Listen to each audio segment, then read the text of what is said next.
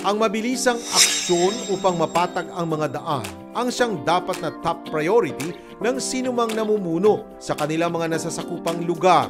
Sa Pilipinas, may 5 uri ng kalsada. Una rito ang national roads na kumukonekta sa mga pangunahing lungsod. Pangalawa, ang provincial roads na tumatagos naman sa mga lungsod at munisipyo. Pinagkokonekta rin nila ang national roads sa mga barangay. Pangatlo naman ang municipal at city roads sa loob ng kani-kanilang lungsod o bayan. Dumudugtong naman ito sa provincial at national roads. Pang-apat ay ang barangay roads na itinuturing na public roads. At sa pang-5 uri ay ang expressways. Ito ay highways na may mga interchanges.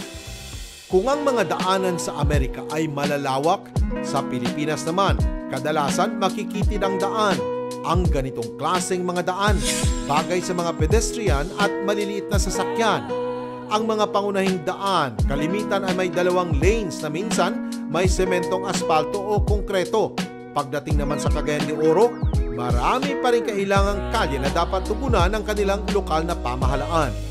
Nag-open kami ng mga bagong daan connecting to another barangay connectivity. Kung nandoon ka sa pinakataas na bundok, punta ka sa bundok, you don't have to go down sa siyudad.